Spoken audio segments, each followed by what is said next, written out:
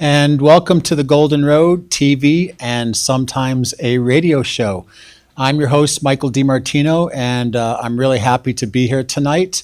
We got a great show for you as we start to kind of early enter towards spring.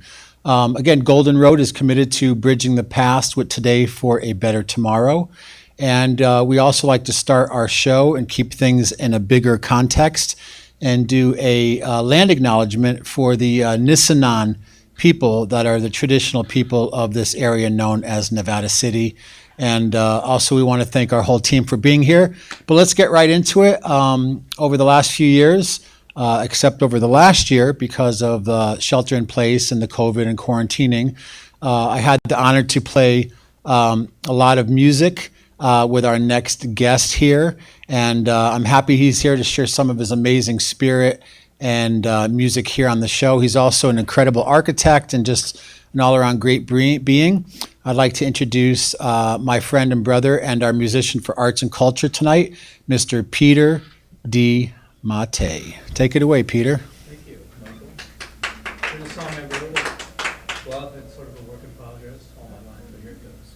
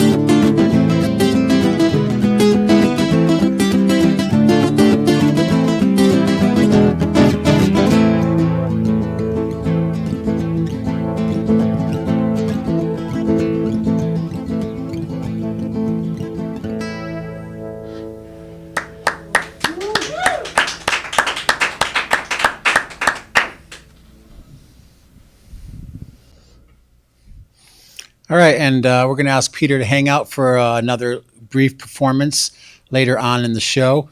And I do want to say that, it's difficult doing these live broadcasts because none of the music that we perform can actually be copyrighted music or music from other artists. So all the music you're hearing tonight is actually original music that Peter D. Mate composed. So that was what, Dance Michelle, correct? Dance Michelle, an original piece of music by Mr. Peter D. Mate. So let's do this. I'm going to invite our next guest up, but before we do that, let's go over to one of our little theme songs for Golden Road with Mr. Michael Shapiro. We'll be back in 60 seconds with our in-studio guest, so stay tuned.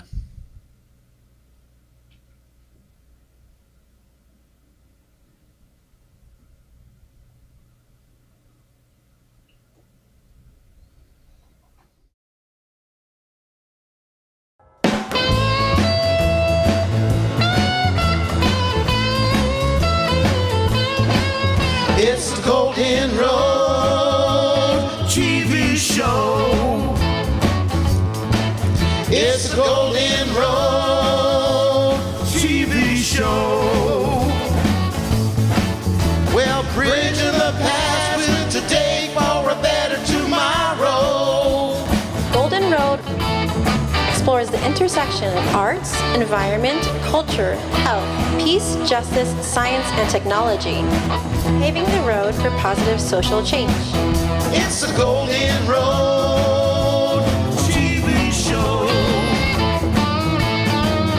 It's the Golden Road TV show.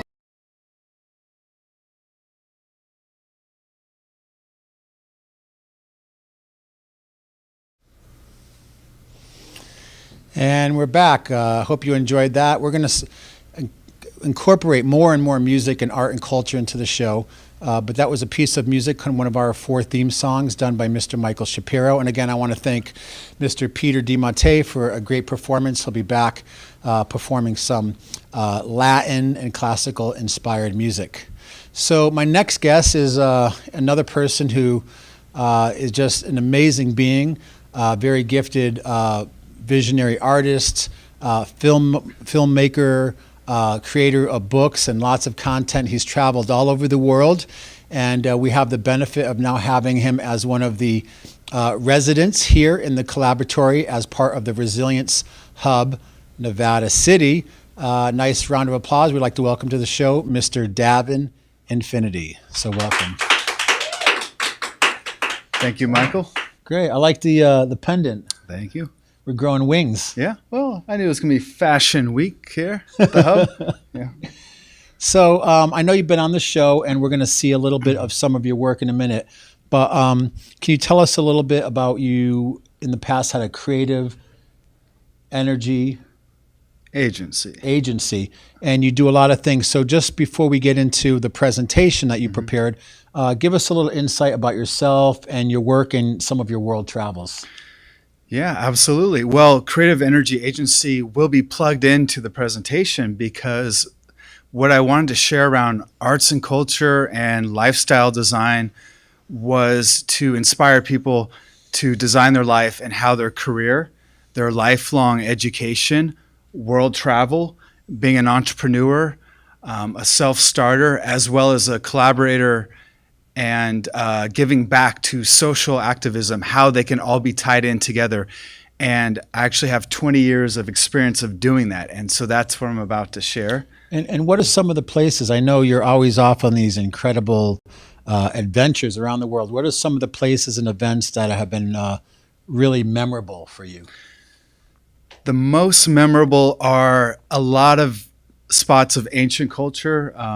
The 13 temples along the Nile that represented the mystery school, and places like Damanhur in Italy and Oroville in India, which take a lot of lineages from the Vedic sciences or the ancient Egyptian and the Pythagorean and King Solomon, these mystery schools, and they weaved them into permaculture, eco-village design, education, and also, I am a futurist, trained as a futurist professionally, and so I love going to cities like Seoul, Korea, Singapore, Tokyo, growing up in San Francisco, and seeing what I call the cities of the future, which embody entrepreneurship, technology, and social activism in the sense of freedom, liberty for all people.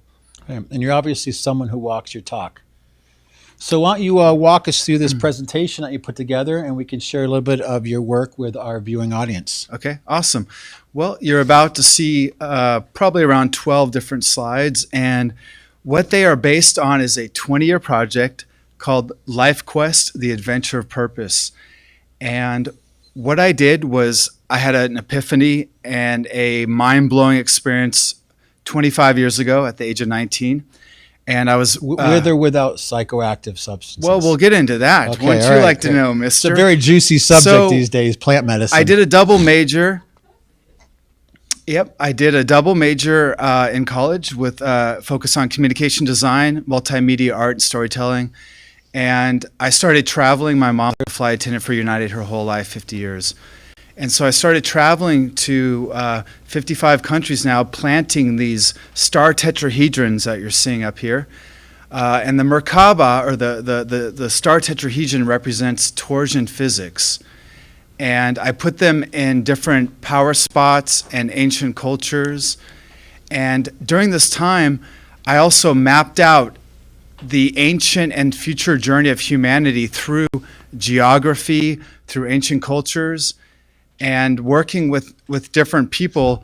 I was able to continue working on paid projects, going to different spots while creating and photographing and collaging these different digital stories. And so in that time, I've worked on over 1,000 projects paid and 10,000 of my own original pieces. So photography, collage, digital art, films, what you're seeing here, graphic novels. I've created a collage based on each country I've gone to that represents the ancient and the future of the country. So here you're looking at one based on China and the ancient Taoist wisdom and the modern day Communist Party.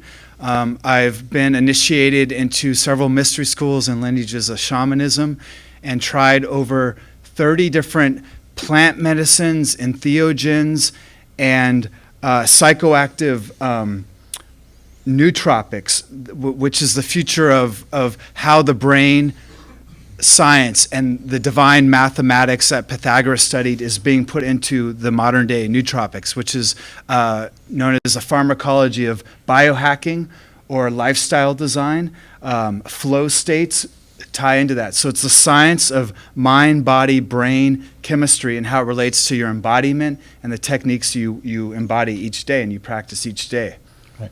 So do you find for yourself right now, obviously you're working in a lot of different areas, what tends to be the unifying theme that inspires you for these travels and obviously to commit thousands of hours and really your life force into creating this content? What is the big ethos or unifying theme for you? Mm-hmm. Well, a lot of it, as you saw in the subtitle, The Adventure of Purpose. There's this idea of questing or gamifying your life, up-leveling. There's a lot of terms we see in the superhero films and in comic books and in the game world, board games, video games, and now gamification in the corporate world and in the activism world. And so for me, the adventure of purpose is I dedicated myself to lifelong learning, committed to the planet, guardianship, regeneration, permaculture, as well as collaboration, while ascending my own journey into ascension and learning about myself and having multiple lifetimes of memories being activated in different spots around the world. And so you're really in divine service, you're a modern Jedi. Yeah. Well, as we've talked about, Jedi is the Jed pillar, and they were the guardians of the temple, and they related to Egypt, and they were later found in Persia and Greece. And it's spelled a little bit differently, but George Lucas broke down the term and gamified it into Star Wars as the Jedi Guardians, right, using the Force. And all of those are documented in ancient cultures. So in the last minute we have, I want to get to this, and I'm really excited because we have Voices of Water, a World Water Day weekend that's coming up on March 20th, 21st, and 22nd. I know you'll be contributing some film and content to that. If you want more information about that, just go to voicesofwater.com. It's a whole weekend of live performances, speakers, films, and also roundtables and forum presentations of people who are working in the area of really our most essential and precious resource of water. And of course, air is highly up there too. But in a world where we can have so many different ways to put our attention and we can get kind of distracted and fractaled out, we're really committing the next year, starting on spring equinox, to focus our attention on the essence of water and water as a source of life, not just a resource or a commodity as recently brokered on the New York Stock Exchange. So in the last minute that we have, and I know that your media really speaks volumes about yourself, and since you are a global traveler and nomad and Jedi and visionary artist, can you leave our audience with maybe a little bit of some words of wisdom, of maybe that to help them unlock their inner Jedi or to tap into their creativity? Yeah, well, I'll just give them the easiest advice to give them a little, homework for the conference, which is study water. Study the work of Victor Schauberger, study the ancient cultures that prayed and sung songs of wisdom, or the modern inventors that are using water technology. Also relates to the ancient mystery schools of the Divine Feminine, which I've got to work on 75 projects with the Divine Feminine. As a creative director, films like Divine Nectar. And I've also been working on these films while swimming in over probably 700 of the most sacred bodies of water, from Lake Atitlan in Guatemala to parts of the Caribbean, to the freshest water lakes, and understanding how Niles and deltas all connect to the fresh water, and the salt water connect to the species, and how dolphins and other intelligent species have informed humanity about the 5 elements. And being a Taoist practicing that ancient art, you work a lot with water, whether it's in Qigong or Tai Chi. And the amazing thing is water, I'm finding, is the one thing, even though it's being commodified, that we can't over politicize, because who doesn't want clean water for ourselves, for our families, for our pets? Many people in this area also have livestock. They have farms, organic farms, and do agriculture. So we're really diving into water this year, because it seems to be something that can help unify people in a time of so much political division and religious partisanship, that, again, this is a way to kind of connect people and really simplify to find one thing we can all find common ground on. So, absolutely. I would like to add to that. When I lived in Bali for 3 months, I was blown away by the sacred practices and the water temples and all of these offerings they make throughout the day. And yet at the same time, there is garbage everywhere in the villages, not in the tourist zones, but in the villages. And so I asked a few friends who had been living there, and basically the Balinese people, up until about 20 years ago, everything they made, all the meals, were wrapped in different plants and leaves and bamboo plates. They didn't know what plastic and other things, meaning they didn't have a comprehension of the idea of plastic doesn't break down. So they were used to throwing banana or bamboo leaf after they ate, or recycling it or composting it. And so there's trash everywhere in the villages and in the rivers and creeks, because they had no awareness that is actually a toxin, and you can't just throw it and it's not absorbed by earth. So there was a level of awareness that had to be taught to the Balinese people, who had one of the deepest, profound understandings of earth and the energy and the primal forces, but yet they could not comprehend these modern day, consume and trash cultures. So that was profound. That's something we've really lost, this understanding of the simplicity of traditional ecological knowledge. We're even seeing it now with the spread of wildfires, the need to be more aware about emergency preparedness, what's happening with flooding along coastal cities. So again, this is a huge topic. So we're going to stop there, because we have a few more guests to come on. And I want to thank our sponsor tonight for the set. I want to thank KT and Giselle for helping to work with Sunchild, who, no, we're not here necessarily doing a fashion show, but we're sharing some of the great wares that they have at Sunchild, offering all sorts of great vintage clothing. So thank you for helping to design our set. We're very committed to bringing you a different set and environment and a sponsor every week with that. So again, thank you so much, Giselle and KT and Sunchild.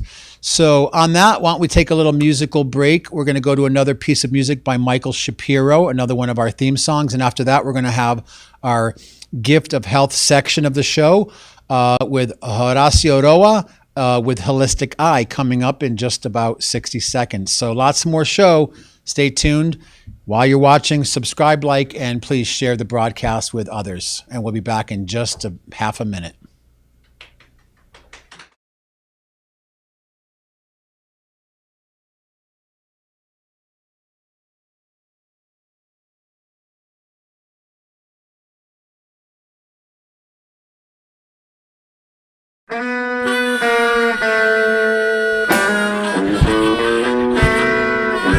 It's a golden road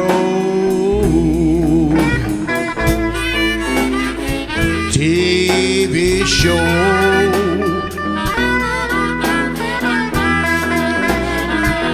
Yes, it's a Golden Road TV show.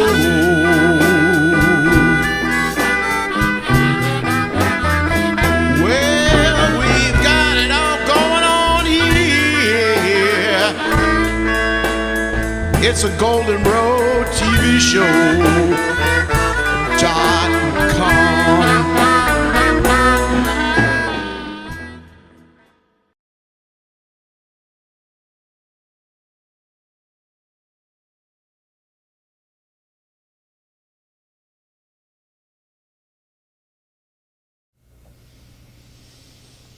And we're back. Welcome to Golden Road TV show. If you're just tuning in, I'm your host, Michael DiMartino.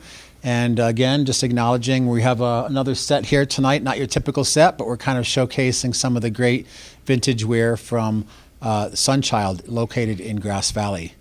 Well, my next guest comes traditionally and historically from South America. We actually have a couple amazing folks who have been doing work in that region, but we have the benefit of having him in our community now.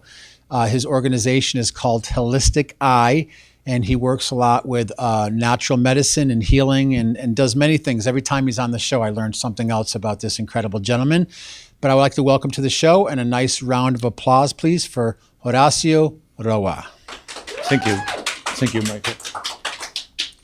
Again, you're stealing the show. You look so amazing, fashionable. You just came from work, or where are you coming Well, from? you know, the present is not a game. The present is always the same. I am like that. See, that means thank you for the compliment. Yes, absolutely. So I know you've been doing a lot of things around natural medicine. So maybe just in a minute we can give people a little background, because we want to talk about this exciting new webinar series that you and your wife Maria started, and kind of help get people plugged into what you're doing around food. But yeah, a little bit about yourself. Sure. It's very nice to be here in this program. I see many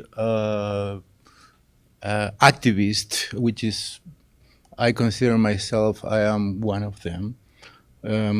Since my young days, I want to change myself and change this world. And I understand this is the way to actually to do the revolution is first work on yourself. I coming from Paraguayan family. My grandfather was a healer, a shaman. My mother was also a Catholic healer. I studied nutrition and chemist and Chinese medicine. And I practice holistic medicine since my 25. I am 59. And my mission is try to educate. Education is actually the only way we can really become free and become independent. And I understand work in the way of change myself. Then, And I think what's interesting too, you have a very grounded academic background, but you also come from a culture, a family, and traditions of healing that might not be necessarily based on techniques of Western medicine, and you incorporate a lot of these into your work, correct?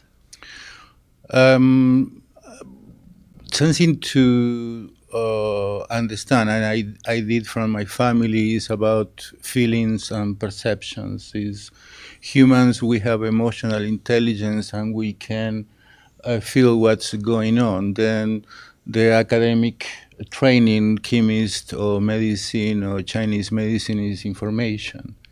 Then I have a clear difference between being and information. It's a different things to read how you can make a shoes and be a shoemaker.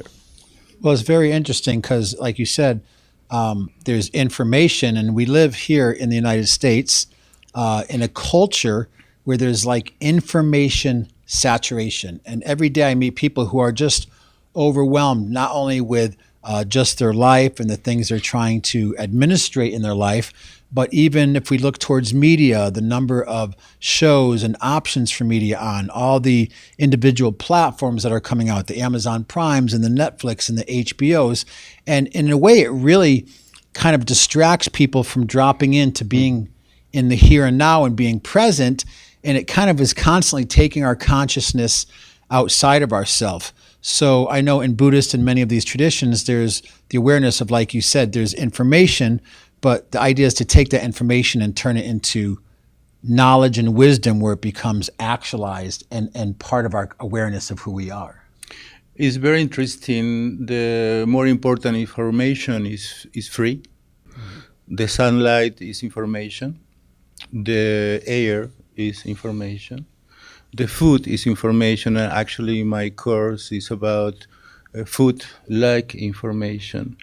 And we need to think about why I need to get educated, which is my purpose, why I want to know things. Then I want to know and I want to get educated because I want to be free. But freedom means to be outside free. Free means to be free of your own brain. Free means to be free of your own programming. Free means free of your own fears and your own laziness, which is actually laziness is the root of fears. And I know we talked a couple weeks ago about the idea of discipline and habits. I think tonight we're going to focus a little bit about, I believe you brought a video, and we're going to ask Tara to cue that up in a minute, but you're doing a lot of work around nutrition, and you just launched a seminar series. Can you talk a little bit about that before we go to the video? Nutrition is one of the branches of a holistic approach. We have different branches because when you get sick at least for 3 or 4 reasons. Then one symptom have 3 or 4 reasons. Then I choose nutrition when I was young because I consider if you can manage in your food, you can control your life. I understand if you cooking and you choose your diet, you are on control. Then you don't need it from others, and you are not on control of the market. You are not on control of the ideas of others, and you can actually be very intentional who you become, because you become what you eat. So let's go over to Atar. Are we ready? Let's go over to the video now, and we're going to watch a little bit about some of your work. And what are we going to see here before we start? Here is food like information, and it's 6 hours training for beginners, for people who want to have control, independence, and freedom. Food is how you can grip it, actually, and I share knowledge how you can healing yourself, transforming food in remedies. Great. Well, let's give it a watch, and we'll be back in just a minute with a little more discourse. Okay, so let's do this. Let's go over to a musical interlude, and we'll come back in a second with some of the video. And we have 2 more guests coming up. And stay tuned, lots more show. We got about another 35 minutes left, so lots more happening here on the Golden Road TV show. So another piece of music and segue with Mr. Michael Shapiro.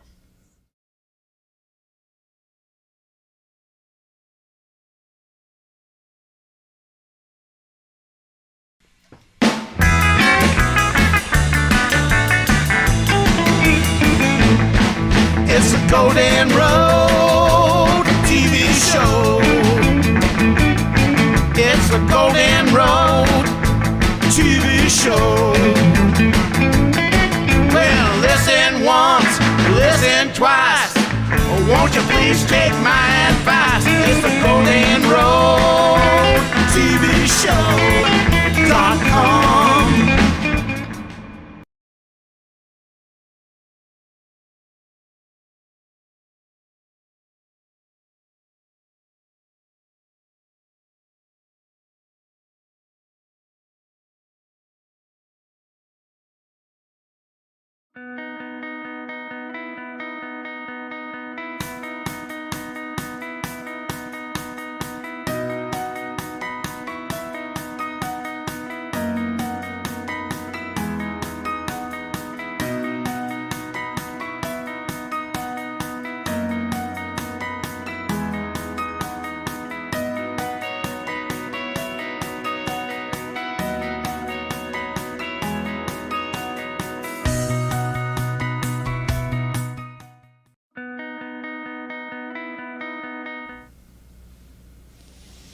And we're back. Wow, so much show. That was a great video, and that was produced by you and your wife, Maria Correct. Luisa. Yes, it was very interesting work to put together 7 hours of.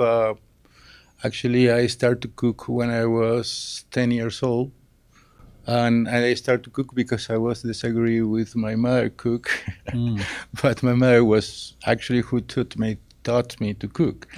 Then I became microbiotic and nutritionist, and the degree I have actually is to transform food in medicines. Right. The work is actually interaction, try to show to people the lost link of health, and I would consider the lost link of health here in the West is cooking. I don't want to dirt my kitchen, I don't want to clean my dishes, I don't want to expend time. I want to save time, and I want to save time for look at stupid movies, and I don't want to spend time. Well, there's an old saying, For we're not just cooking. what we eat, we're what we actually digest. And doing a lot of research around water and community resilience, we find actually a lot of our soil has been so depleted, it doesn't actually have the minerals and nutritional value to create nutritious food anymore. Here in Nevada County, we have some issues with from the legacy of mining, of water contamination, and other things. So it's a lost art, but it also plays into being an essential piece as far as our own personal health and our environment. So before we finish, we have about a half a minute left. Can we give people the website and how they can actually register and get involved in the nutrition seminar? Yes, holisticeye.com, and you only need to send a request for the seminar. It's very easy. You contact to us through email, and we can send to you the link. Great. And I want to also mention that now there's a published book. I saw a little bit of the 80 or 90 page book. So again, round of applause for Maria Luisa and Horacio Roa with Holistic Eye.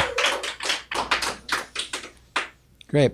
So we're going to take another musical interlude as we bring up our next guest. She's another really champion here in the community that does a lot of work around emergency preparedness and animals, and just really another hero, another rock star here in our community who does a lot of great work to benefit not only the community, but also for those that we overlook, our animals, our pets, our livestock. So coming up in just a minute, we'll have Pat up, and we're going to have another musical segue with Mike Shapiro, and we'll be back about another 30 minutes of show. So again, here's a little segue theme song, and we'll be back in just about a half a minute. Thanks for watching.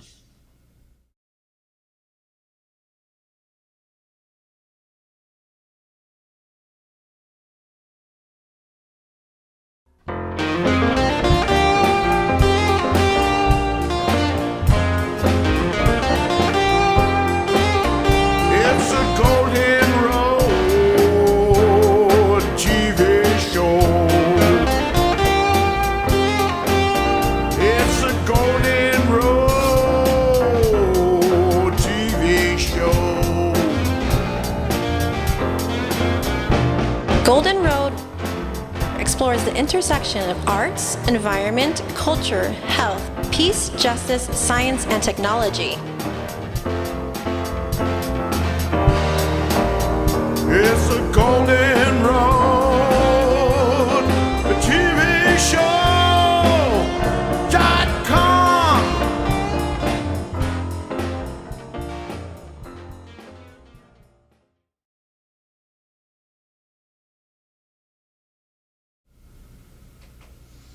And we're back. Thanks for watching the Golden Road TV show.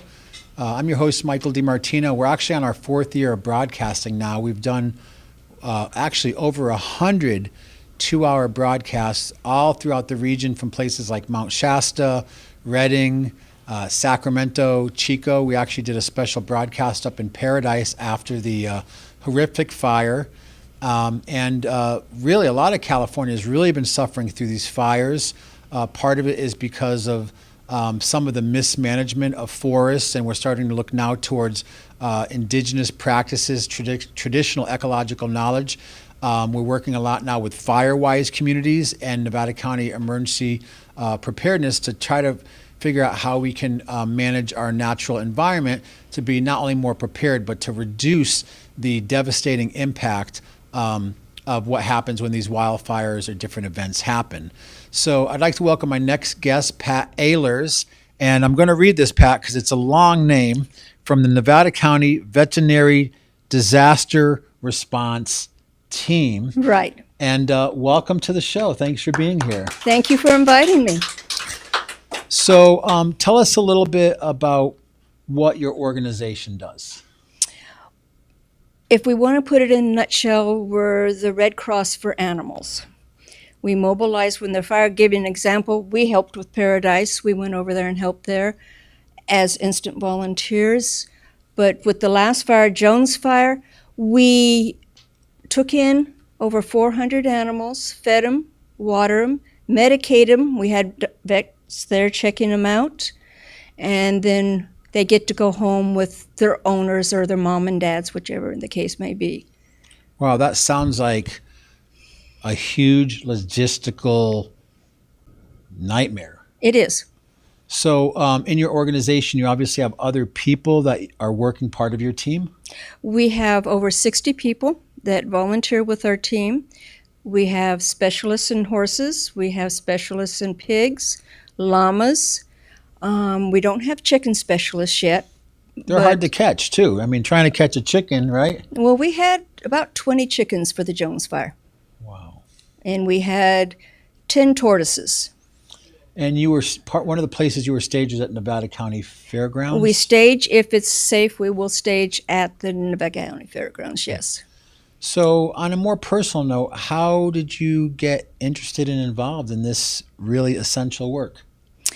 I'm a retired RVT. I started working at the 49er Fire, and that's clear back in '88, as a triage nurse. So I would do all the triaging and let the coordinator know at that time. The 97 Fire, I took over as coordinator, and from there it just shot up working with all the animals in Nevada County and the people of Nevada County. Right. So you're really at the front lines of disaster relief. And I know, and part of this show over the years, we focused more on the topic of community resilience, which is not just food and water security, but also the idea of emergency preparedness, and also working with a lot of the different aspects of the decision makers and the nonprofit organizations that are really the bedrock of this community. I mean, in Nevada County alone, we have over 300 not-profit organizations. So right now you're involved in kind of upgrading your infrastructure. We kind of are going through winter. It's getting hot quick. So we're not at the peak of fire season, but nonetheless, it's something that people have to... We've had fires every single day. Oh, we have? We have had fires, and I've been alerted on the fires, and we've watched them and monitored them. All through the winter? Well, it happened just this last couple of weeks. Wow. We started having the fires on a regular basis. Most of them are escape debris burns. And that's what the problem is that people think it's wet enough that it's safe to do burning, and then a breeze pick up, and then goes hot amber, and then we end up with a fire. Wow, that's so. What are some of the things you're doing right now in preparation for this next, let's say, expanded potential of fires? We're gearing up for a fire and to mobilize, and at any time we're trying to get a new trailer, mobilization trailer, because ours is falling down around our ears. And so the teams are going to classes. Our horse teams are taking obstacle courses to make sure they can back up their trailers. The security teams are revving up for making the ground safe because of the simple fact that we're not just for us to be safe, but for the animals that are coming into our care to be safe. It's extremely important. And then our small animal and large animal people are gearing up and fine-tuning everything, because each time we mobilize, we learn something new. And I've been doing this since '88, so. And every situation, I'm sure, is uniquely different. Exactly. Well, the wind complex was right there on McCourtney. Wow. So Did we that had to impact do. you directly? Yeah, we were at the fairgrounds, and the fire was right across the road. So this is a volunteer organization? Yes. All volunteers. So we'll do it again at the end of the interview, but if people are, this is kind of inspiring them to action, how can they get in touch with you or maybe get involved in helping to support this effort? I'm on Facebook. Our team is on Facebook. So if you have any questions, by all means, my email is rn4animals@aol.com, and I'm happy to answer any emails that come to me. So, and you can contact me through Facebook on our Facebook page, Nevada County Veterinary Disaster Response Team.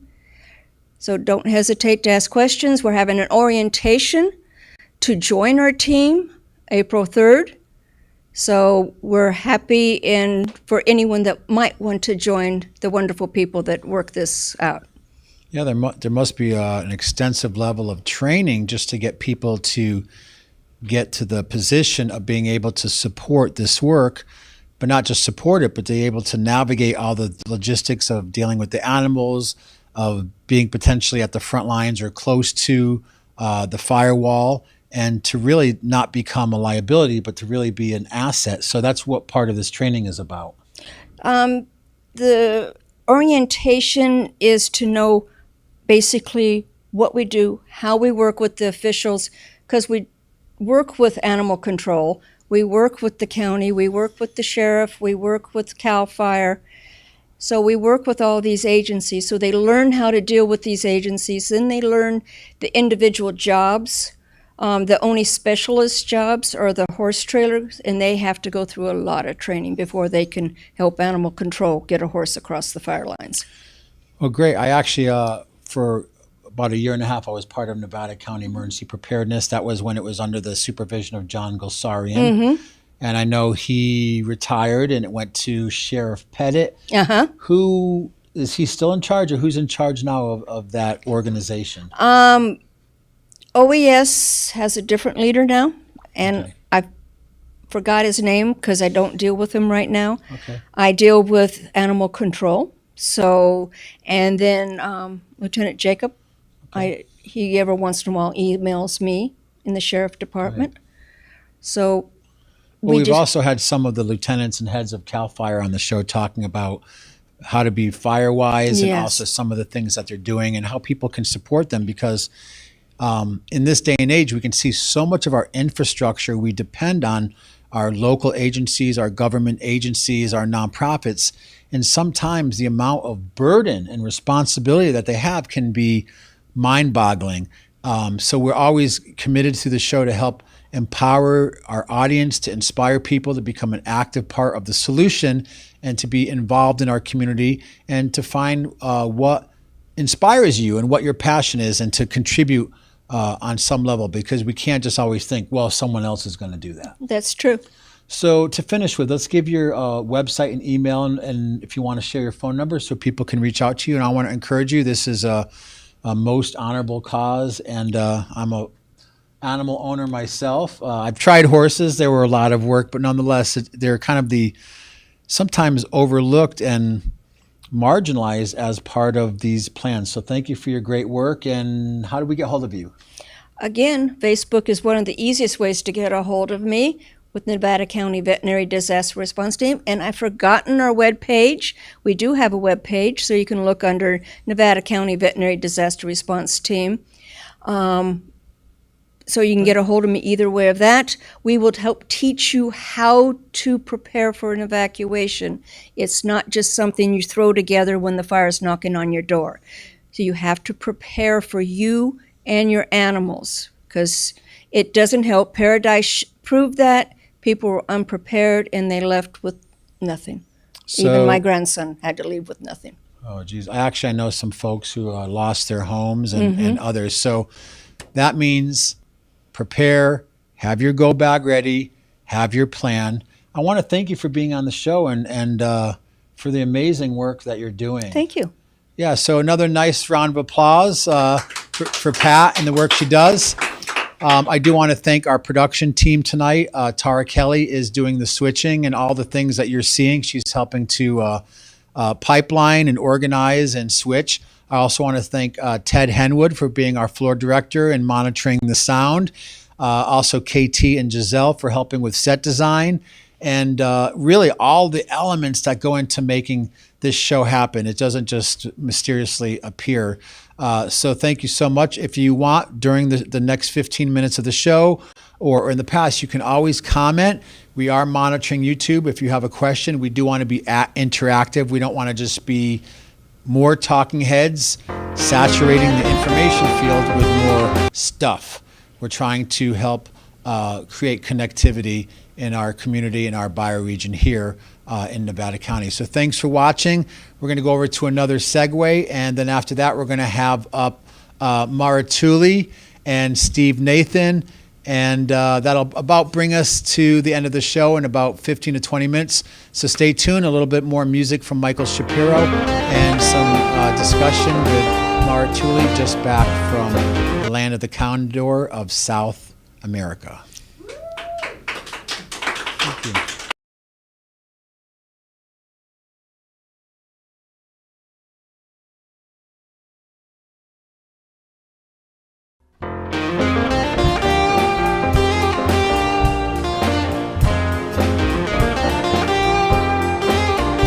It's a Golden Road TV show. It's a Golden Road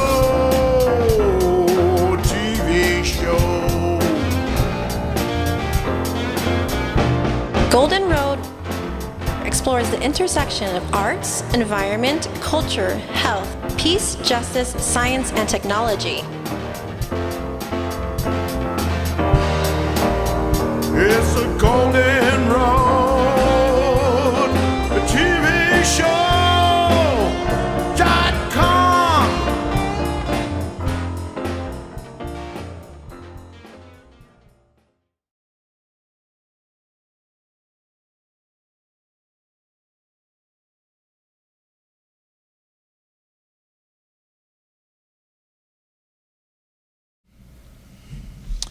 And we're back. Thanks for tuning into the Golden Road TV show and sometimes a radio show on some of the local stations like KVMR, KNCO, KAHI, also on KFOI in Redding, sometimes on KZSC in Chico. So I'd like to introduce my next guest. She actually is just freshly back from Peru, still glowing and omniscient.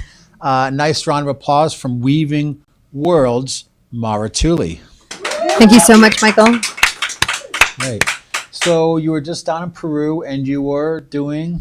Yeah, I was down in Peru and I was actually participating in a Sundance led by Native Americans, Lakota and Dakota elders here from the States. And we're actually working in the medicine community, the prophecy of the eagle and the condor coming together, meaning nations of the North really weaving and praying with nations of the South to create a cultural evolution in terms of medicine and just people coming together and sharing their forms of prayer. So it was very special for me to do such an offering and to be able to fast and to really honor my ancestors, and more than anything to put a prayer down, you know, for Mother Earth, for the people of the planet right now, for my own personal, you know, missions and goals. Most importantly, though, I think right now, especially in the times that we're in where they've really cut us from gathering and being together, it's important to come together in the power of a group in prayer, because that really magnifies our voice and our energy and what we want to connect to with Mother Earth. Absolutely, and it's great because we're talking a little bit. We had earlier on our show from Paraguay, of course, Horacio Roa, which I understand you're working with now and very much involved in bridging traditional knowledge along with modern and traditional medicine. And we've also talked a little bit about the whole connection of North and South America. So here you are. Yeah, right? here I am. Perfect segue. We Yeah. can't even design that. So Yeah, thank you. let's do this. I really want to dive in deep to what Yeah. you want to share about your experience. But before we do that, we're going to finish an interview that we did, which is going to now be a presentation by Steve Nathan.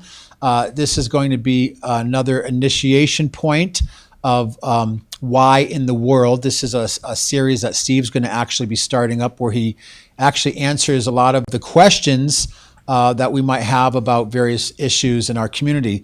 So we're going to go over to the podium now, and to Mr. Steve Nathan from Strategic Campaigns with another presentation of Why in the World. So nice round of applause for Mr. Steve Nathan.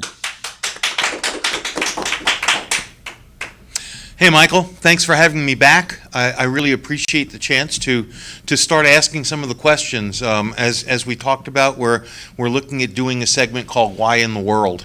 And this is something I've been thinking about for some time and we've been speaking about.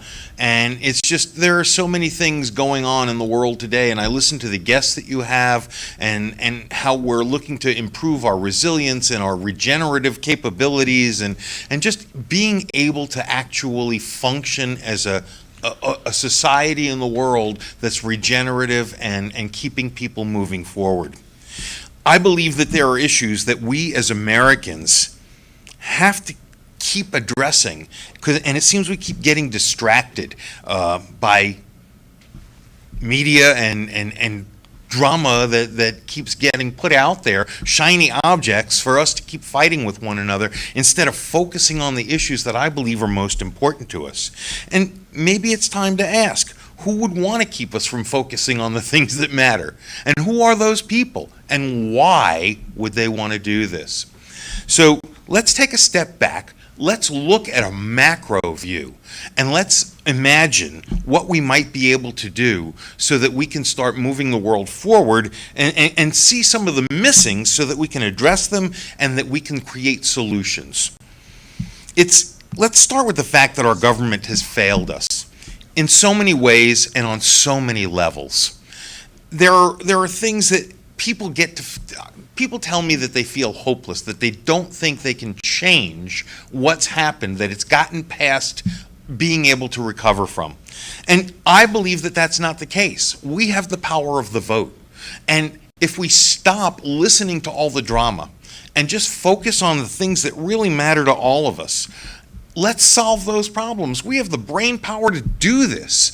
And that's what I believe we should be focusing on. What are those issues? The way I see them, I believe every American citizen should have a home, land, clean water, electricity, access to the internet, educational opportunities, and most important, health care. This is something that I've had people argue with me over this. What it really comes down to is it's not socialism, it's not communism, it's Maslow's hierarchy of needs. If these needs are met and all these things are something that all American citizens have, I believe that our thought patterns come from a very different place. And we have the ability to then become true world leaders, not by exerting military force, but by showing what we can do, how we can solve our problems, not telling people what to do, but by saying, this is what we did. This is how we did it. This is how you can do it too. Can we help you? I believe that we've forgotten how we became the most powerful country in the world. And part of that is because history is being rewritten. It doesn't reflect accurately what happened. I also believe we've forgotten what America is as a concept and who we are as Americans, not just to us, but to the rest of the world, how they see us. We've lost all of this, and it's time to get it back. We have the ability to be the most powerful country on earth, not by making sure that we're all doing sustainable things, by making sure we all succeed when we all succeed. So last week we were discussing infrastructure and how it failed spectacularly in Texas for the people of Texas. And to be honest, infrastructure's been failing all of us throughout the country in various ways and at different places and times. Just another example of how our government has failed us, because infrastructure is something that we should continually be doing. You don't just build something and then leave it be to let it fall apart. You have to keep going. Times change. We need to modernize, upgrade. And I believe that infrastructure is not just bridges, roads, and tunnels. It's our electrical grid. It's our airports, seaports, railroads. How we build towns and communities now. With all the fires that we've had, with all the floods that we've had, are we going to build back the same way? Or are we going to show that we can actually learn from these things? And I listen to your guests, and so many people are trying to do this, but there aren't coordinated efforts. And as a result, I believe we've got people running in different directions, and we have to generate coherence. Let's look at priorities. Let's look at what we have to do first, what's going to impact all of us, so that we get the things that we need, and let's solve all these problems. Now, the question is, can government, once I learned that government can pull $2 trillion out of wherever, why not pull more? Let's make an investment in our infrastructure. Let's divide the country into 6 different areas. Let's put $2 trillion into each. Nothing creates anything that return on investment that infrastructure does. For every job that we create in infrastructure, 5 jobs outside of it are created. I intend to ask questions, hence the Why in the World title of what we're doing. These conversations aren't going to be handled in traditional ways. I do not want to get into the political aspects of it. I want to simply get into how can we find solutions? What can we do? And I expect to hold space for solutions, not diatribes. If you think you can help move the conversation forward, please feel free to share, invite your friends, comment, invite others to the conversation. Let's change the world. We can do better. Voices of video.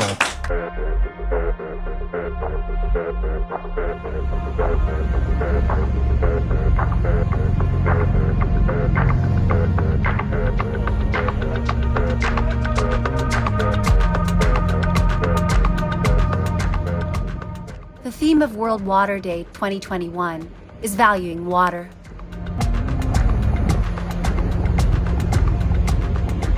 Water is source, essential to life on planet Earth.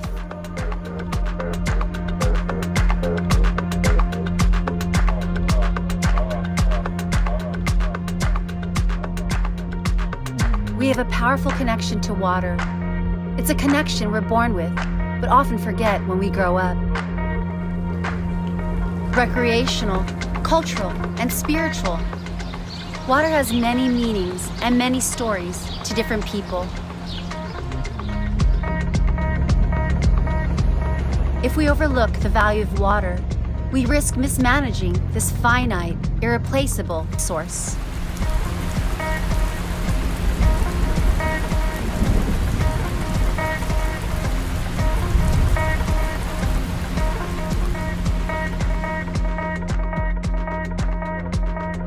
We invite you to share your story and join the Voices of Water.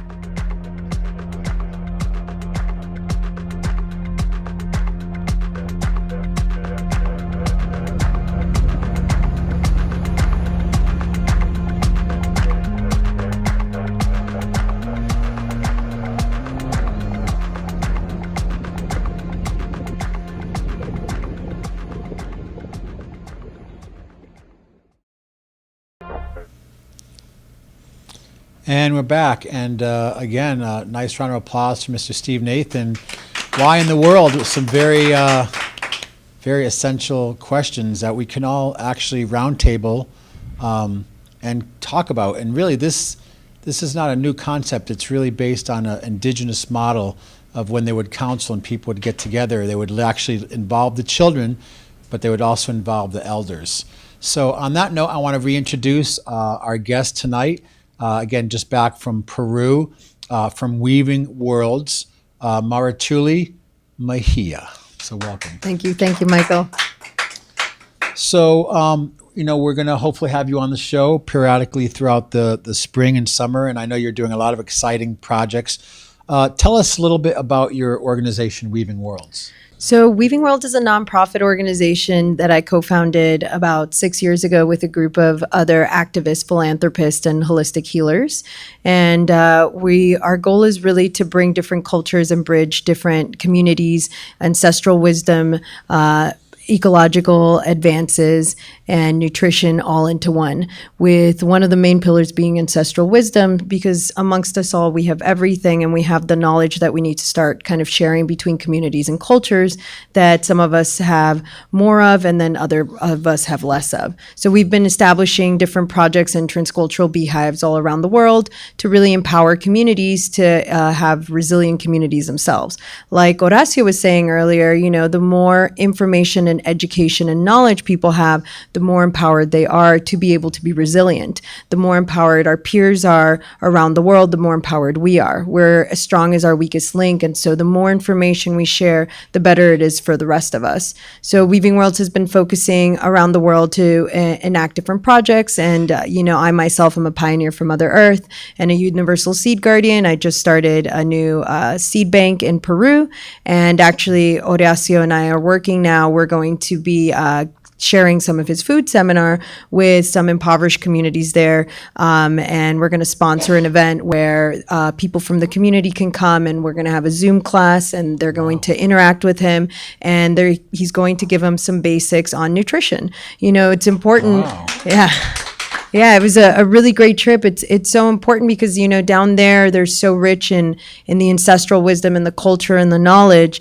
And part of, what our other brother was talking about, there's just still a lack of understanding sometimes on some other topics, for example, like nutrition. And they're not, when I was there in Brazil and Paraguay and Uruguay, they're not yet fully invaded by the fast food concept where you can just go on any street corner and get food and drink served up quickly. I know a lot of these cultures still have some of these original seeds intact that are not GMO, genetically modified plants and foods. A lot of times actually having their nutrients completely stripped out of them. So they still have the benefit of not being so far down the rabbit hole and addicted to the convenience that a lot of people here are in North America. So that's super exciting to hear that you're actually building that bridge. Yeah, absolutely. It was really exciting for us as well. And we're working with specific elders that I was there with at Sundance, and then elders that I've interacted with before, actually through other groups of elders in Mexico.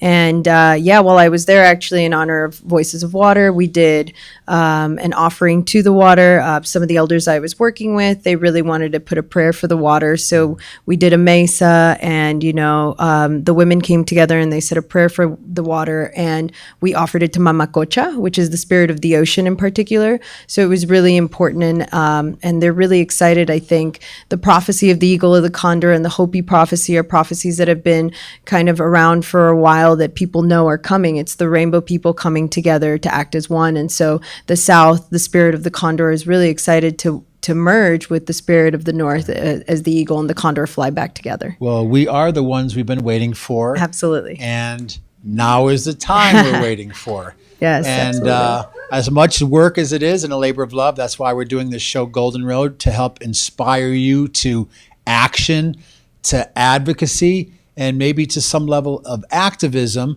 around taking responsibility for ourselves, our spiritual, mental, physical, and emotional body, to help inspire others, but to also to begin to work collaboratively. And there's such huge issues like Pat was talking about, emergency preparedness. We're also looking at a lot of issues around food and water security. And this is something that really came to light over the last year around COVID, where people are trying to go to stores and get what they would consider basic essentials and not having them available. So we're really in this time of accelerated change. The Hopis say we're in Koyaanisqatsi, it's the world out of balance. We're in a time of many earth changes, and this idea of spiritually unifying beyond our differences, like Steve Nathan was talking about, and all those things that can distract us and keep us apart, is absolutely foundational to the time that we're in. I know we can go a lot down the rabbit hole. We're almost out of time, we're going to have you back. But how can people get in touch with you and find more about Weaving Worlds? So you can get in touch with us. We have a website, weavingworlds.org, and you can contact us through there. We also have an email, weavingworldsteam@gmail.com. And other than that, we have an Instagram and a Facebook page that you can also link through our website. And we encourage anyone who has any projects that are involved in social justice or regenerative, solutions for the planet to contact us so that, we can maybe reach out and see how we can contribute or help support your community so that we can keep building a great team together. Well, I want to definitely connect you with my friends at Lotus Guide Magazine. They've been doing a whole series on regenerative agriculture. We talked a little bit about how soil's depleted. So remind me, I want to connect you with them. And they just did a great spot and promotion for KT Harris, who's been helping with SET to promote her Sacred Space Quantum Healing Center, where she's actually working with sound and vibration as a form of medicine. So many things happening. It's hard to stuff it all into an hour and a few minutes. So thank you for watching tonight. Please share the show. We're not here just to contribute to the din of information, but to really bring people to the awareness of our community and our region about what they're doing, and again, inspire you to become an active part of this incredible transformation that's happening on the earth right now. So thank you so much. We want to thank Sunchild, again, Ted Henwood, our floor director, Tara Kelly, doing our technical operations with Wirecast at the head end and doing the switching, KT and Giselle for set design. We want to also nice round of applause for Mr. Peter DiMattei. It sounded so good. It was inspiring. So we're gonna have you back. We'll do a Hands of Fire show maybe sometime on the air. And of course, for all of you for joining in, all of our guests, Mara Tooley, Steve Nathan, Davin Infinity, and Pat, and all the people that actually showed up. And that's a big part of what's happening right now. We can talk about it, we can think about it, we can remain in the visionary, hypothetical world, but now is the time to actually follow through and do it. And I want to encourage you, find the one thing that inspires you, the maybe two things that inspire you, wear that hat, focus, cultivate that seed, and to let the things that are not serving you anymore, to cultivate them out of your garden and to go with what works. So thank you so much for watching the Golden Road TV show. Again, the opinions and thoughts expressed on this show does not reflect the opinions and thoughts of everybody. I think it's obvious, but we do want to say that. And again, we want to acknowledge the Nisenan, whose land we're on, the indigenous traditional people of this area of Nevada City, for joining us tonight on Golden Road. And we'll take you out with some credits, and we'll see you next week at 7 p.m. Same time here on YouTube.